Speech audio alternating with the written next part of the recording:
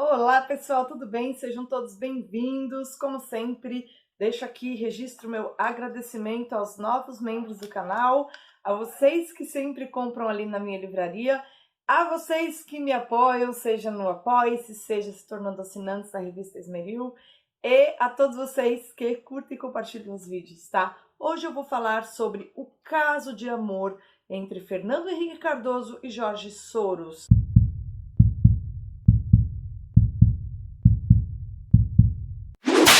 Eu vou falar isso por uma razão muito peculiar.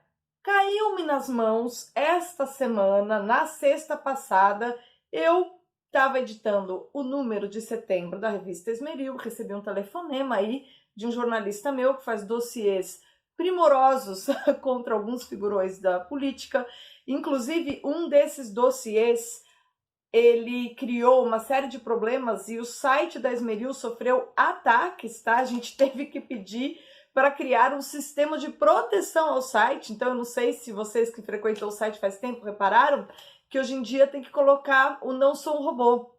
Por que é que a gente teve que inserir esse sistema? Porque na época que a gente estava publicando os dossiês para denunciar todos os desvios de recursos que aqui tanto o Bruno Covas quanto o João Dória usaram a pretexto do combate à tal da pandemia, quando a gente publicou tudo isso, a página sofreu muitos ataques, assim, muitos.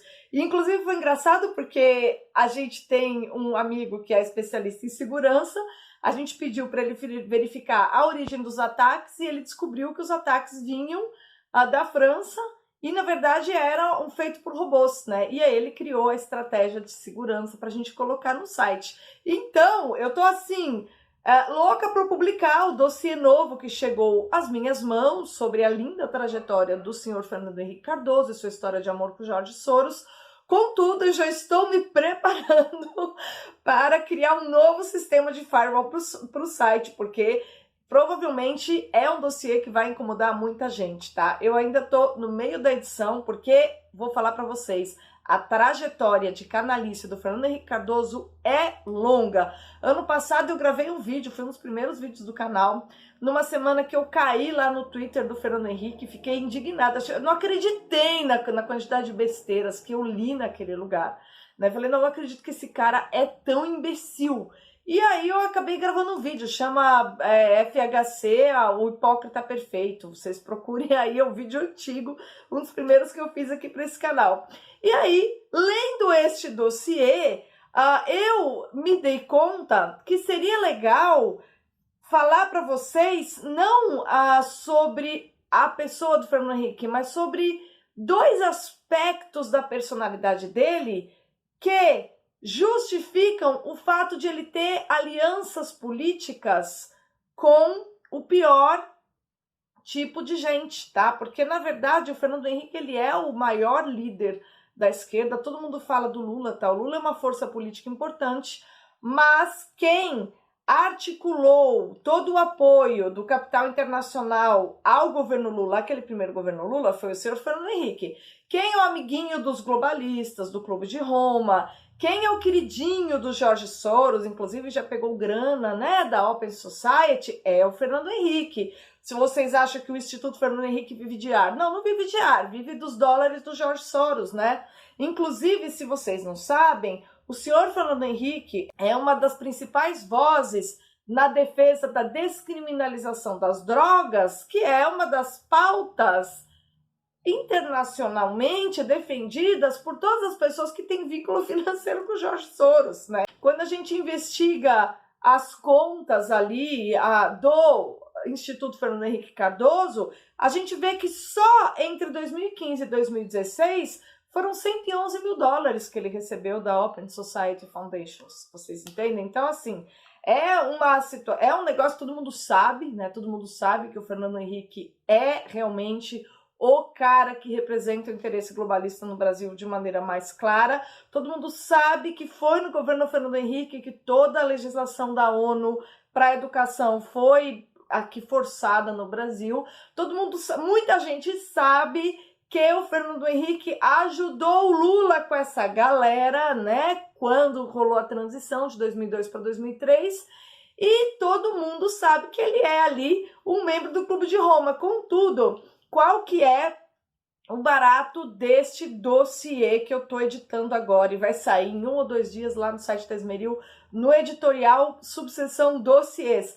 O grande barato dessa história é que todas, absolutamente todas as pontas soltas que o Fernando Henrique foi deixando ao longo da sua trajetória, elas foram compiladas num documento único, que eu estou pensando em dar um jeitinho de fazer chegar ao Roberto Jefferson, que certamente seria a pessoa que saberia tirar o melhor proveito de todas aquelas informações, tá? Mas eu quero aproveitar a oportunidade para lembrar o seguinte, eu não sei se vocês viram um tweet não tão antigo do Fernando Henrique, aí bem recente, quando o Ernesto Araújo recebeu, né, a visita do Mike Pompeo aqui. E o Rodrigo Maia deu aquele chilique. E aí, o Fernando Henrique, lá no Twitter dele, ele disse assim: Rodrigo Maia foi o intérprete dos sentimentos do povo brasileiro ao constatar que tal visita não condiz com a boa prática diplomática internacional e afronta as tradições de autonomia e altivez de nossas políticas externa e de defesa. Falou o cara que ferrou o exército, né? Se tem um cara que os militares não suportam, e com razão, porque ele ferrou a instituição chamada Forças Armadas, esse cara é o Fernando Henrique Cardoso. Se teve alguém que sucateou o exército, esse cara é o Fernando Henrique Cardoso. Ele a tal ponto sucateou o poder de fogo do exército que, vocês sabem, o pessoal lá do exército ficou feliz quando Aldo Rebelo, que é aquele comuna, foi ministro da Defesa depois. Então, olha o nível da coisa, olha o nível do estrago, tá? Mas prestemos atenção aqui a esta primeira frase. Rodrigo Maia foi o intérprete dos sentimentos do povo brasileiro. Rodrigo Maia é o cara mais desprezado pelo povo brasileiro. Rodrigo Maia não tem admiração de ninguém. Se o Rodrigo Maia conseguiu ser eleito, foi por aquele esquema de votos, assim, dados em troca de alguma coisa ali no Rio de Janeiro. Foi um número muito pequeno de votos.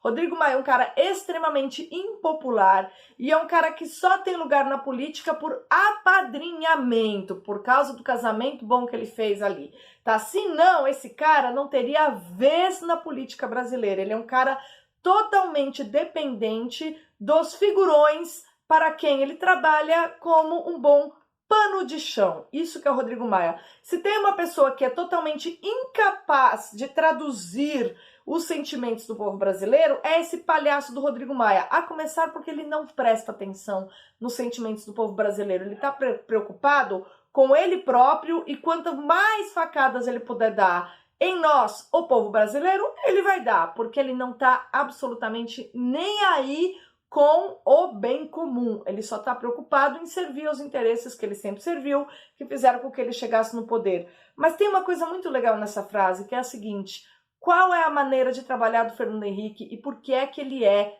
o cara que defende o interesse dos globalistas e faz a ponte aqui entre os especuladores internacionais e os seus interesses, colocando à venda, abaixo de chinelo, a soberania do Brasil. Qual que é o barato dessa relação? Olha aqui como ele fala. O Fernando Henrique, ele tem aquela característica, né? Ele vem das oligarquias paulistas ali do começo do século XX, essa é a linhagem dele, e ele tem aquela mentalidade de que o povo é burro e que os grandes líderes, as pessoas inteligentes, têm de pensar pelo povo. Só que ele, como ele acha que o povo ainda é burro, ele usa a mesma estratégia que ele usou sempre. Ele fala assim: olha, não, povo brasileiro, você pensa assim, tá vendo? Você pensa assim como eu tô te falando pra pensar, achando que as pessoas vão continuar caindo.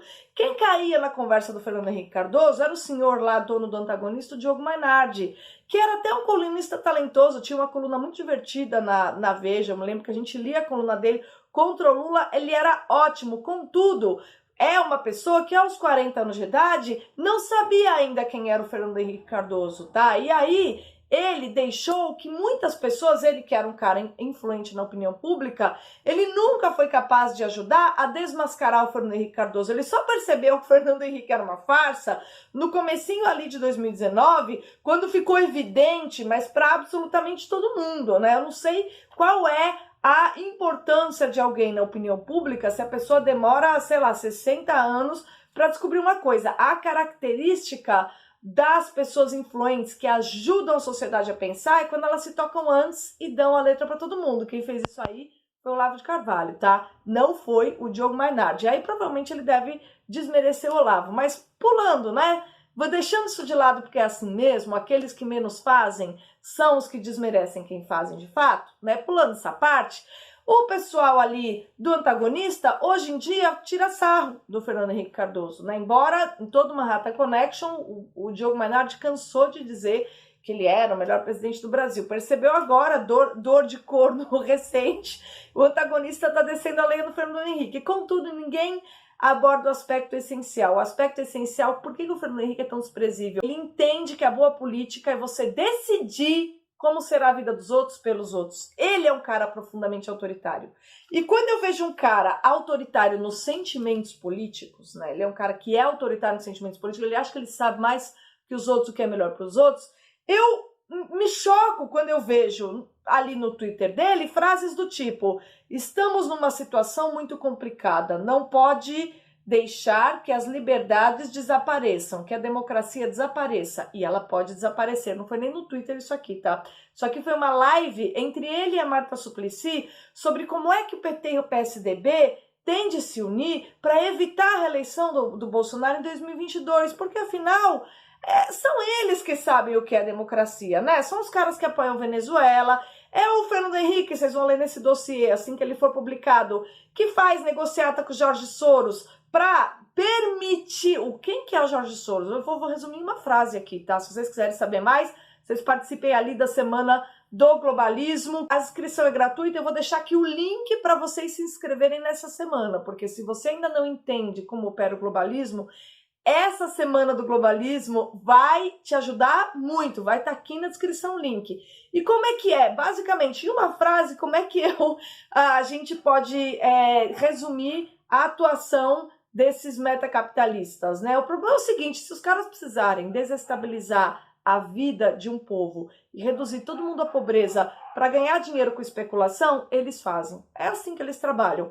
E o Fernando Henrique colocou no Banco Central o senhor Armínio Fraga, que fez isso na Tailândia, que é uma informação ali que abre o nosso dossiê, entendeu? Então, assim, o Fernando Henrique é um cara que trabalha com gente que destrói a vida de um país, arrebentando com a soberania e usando informação privilegiada numa reunião de cafezinho onde os caras dissimulam terem solidariedade com um país em ascensão, que ali era, no caso, ali a Tailândia, para especular em cima de um país que já é pobre, que já tem problema, que está tentando ascender, deixa todo mundo na miséria para os Soros ganhar mais dinheiro, tá? Então, assim, é com esse tipo de gente que o cara se alia, e o cara vem falar de autoritarismo, e o cara vem falar quem é que traduz ou não os sentimentos do povo brasileiro. Eu não aguento Fernando Henrique Cardoso, é um cara insuportável, entendeu?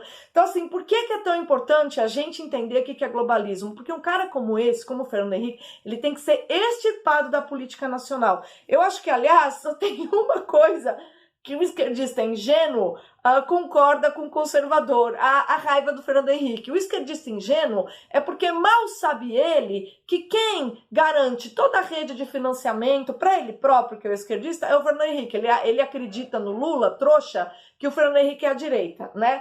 E os conservadores não. A gente sabe que o Fernando Henrique é um filho da mãe que opera de todos os lados, que é um sabonete e que é um hipócrita, né? Só que ele é um cara que tem a inteligência necessária para fazer tudo isso, por isso que a gente fica bravo. A gente fala, que desgraçado. Ele não liga que a base da esquerda ali do PT tem a raiva dele, porque no final é o que interessa para ele. Enquanto a base da esquerda, que é do PT, tiver raiva dele, ele pode fingir que o PSDB representa a classe média. Então, assim, a gente saca essa malandragem dele, e esse é o motivo pelo qual a gente tem raiva dele, né? Um cara que ele está pouco se lixando pro povo, a tal ponto de dizer que o energúmeno do Rodrigo Maia é capaz de traduzir sentimento de alguém. Um cara totalmente desvinculado do sentimento geral, tá? Então, vou deixar aqui o link na descrição para a Semana do Globalismo. É algo que, assim, vocês precisam se esclarecer sobre esse assunto,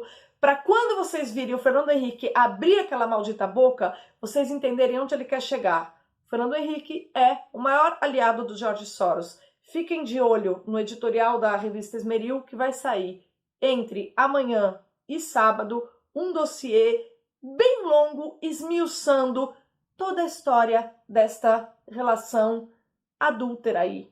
Adúltera no sentido de que o Fernando Henrique, ele quer que o Brasil se lixe em nome de defender os interesses de um cara que especula quebrando os outros países para aumentar a própria fortuna. Quer dizer, esse é o tipo de gente que quer falar pra gente o que é democracia.